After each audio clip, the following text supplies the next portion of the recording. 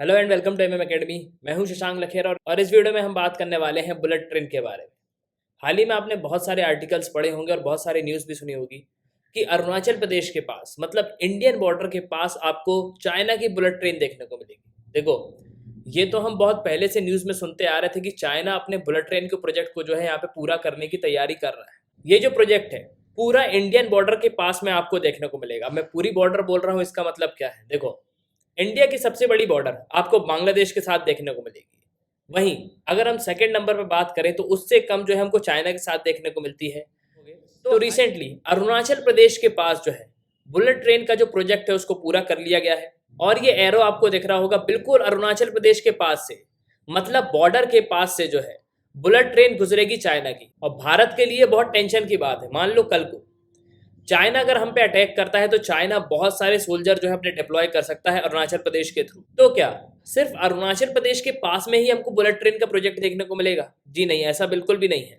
आने वाले समय पे इस पूरे एरिया को जो है यहाँ पे ज्वाइन कर दिया जाएगा और पूरे नेपाल के पास से आपको चाइना की बुलेट ट्रेन देखने को मिलेगी। मतलब पूरी इंडियन बॉर्डर को जो है यहाँ पे कवर किया जाएगा।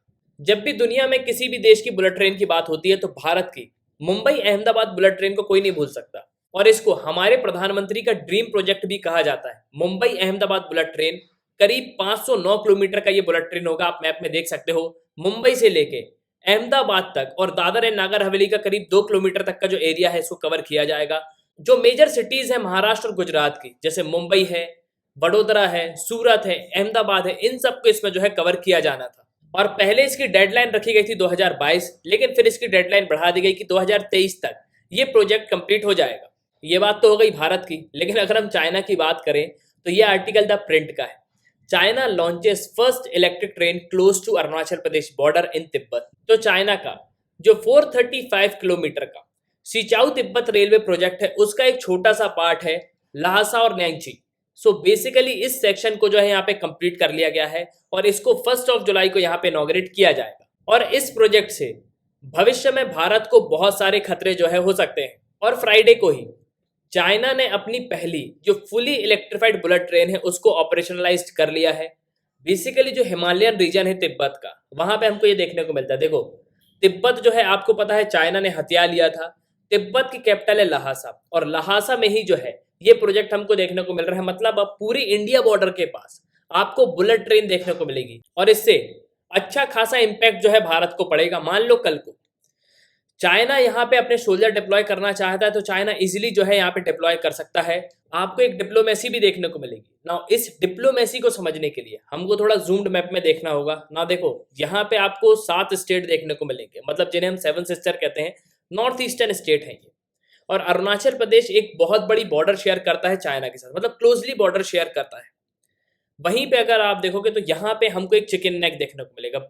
मान लो कल को चाइना बहुत ही बड़े लेवल पे अरुणाचल प्रदेश में अपने ट्रुप्स को डिप्लॉय करते और इनके जो ट्रुप्स हैं वो असम से होते हुए यहाँ तक पहुंच जाए और इसको यहाँ से ब्लॉक्ड करते, तो हमारा जो पूरा कनेक्शन है वो यहाँ से टूट जाएगा। मतलब कोई भी सामान जो है हम यहाँ पे नॉर्थ ईस्टर्न स्टेट में नहीं पहुंचा सकते। तो ये जो प्रोजेक्ट है भारत के लिए काफी खतरनाक साबित हो सकता है। वहीं अगर हम चाइना तिब्बत के पूरे बुलेट ट्रेन प्रोजेक्ट के बारे में बात करें तो यहाँ पे आपको मिलेगा लहासा। लहासा आपको पता है तिब्बत की कैपिटल है।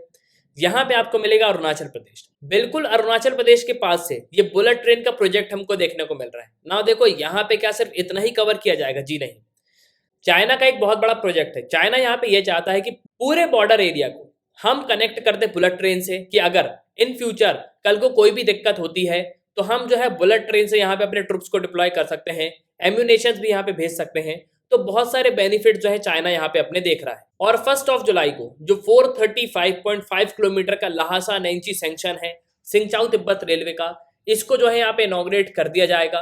और सिर्फ इतना ही नहीं, चाइना इसको अपना एक ड्रीम प्रोजेक्ट कहता है। अब जब बुलेट ट्रेन की बात हो ही रही है तो हम भारत की भी बात कर लेते हैं। देखो, प्राइम मिनिस्टर नरेंद्र मोदी का जो है मुंबई अहमदाबाद हाई स्पीड जो बुलेट ट्रेन है ये एक ड्रीम प्रोजेक्ट है। इसको सपोज किया जा रहा था कि इसको 2023 तक कमीशन कर दिया जाएगा, लेकिन हाल ही में जो उद्धव ठाकरे महाराष्ट्र के चीफ मिनिस्टर, उन्होंने यहाँ पे ये कहा है कि 2025 के पहले यहाँ पे कुछ नहीं हो सकता, क्योंकि अभी तक लैंड एक्विजिशन ही नहीं हुआ और बिना लैंड एक्वायर करे हम कुछ भी जो है यहाँ पे नहीं कर सकते। तो भारत का जो प्रोजेक्ट है ये काफी डिले है और 2025 तक यहाँ पे एक्सपेक्ट किया जा रहा है कि मुंबई अहमदाबाद बुलेट ट्रेन जो है उसको कंप्लीट कर लिया जाएगा।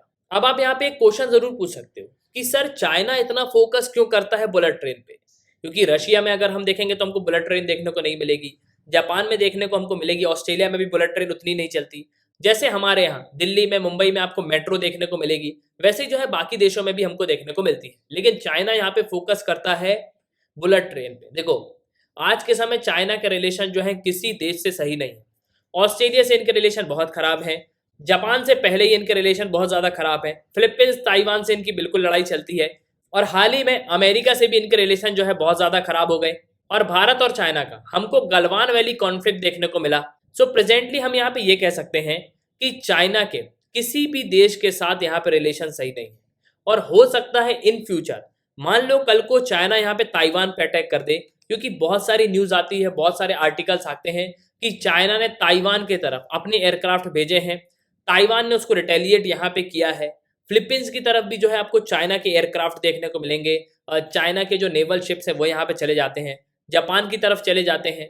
तो सिंपल हो सकता है कि चाइना कभी भी ताइवान पे अटैक कर दे, और इसके रिटेलिएट में हो सकता है कि भारत की तरफ से भी हमला हो जाए। तो चाइना अपने आप को चारों तरफ से यहाँ पे सेव करने की कोशिश कर रहा है कि कहीं से भी अगर हमला होता है तो हम किसी भी तरीके से यहाँ पे उनको काउंटर कर सकते हैं, प्रॉपर तरीके से हम यहाँ पे एम्यूनेशन पहुंचा सकते हैं, और बहुत ही बड़े लेवल पे हम ट्रुप्स को जो है डिप्लॉय कर पाएंगे। तो आखिर में मैं आपसे पूछूंगा कि आपको क्या लगता है, इंडिया को क्या स्टेप लेने चाहिए इस पूरे प्रोजेक्ट को काउंटर करने के लिए? कमेंट बॉक्स में कमेंट जरूर करना।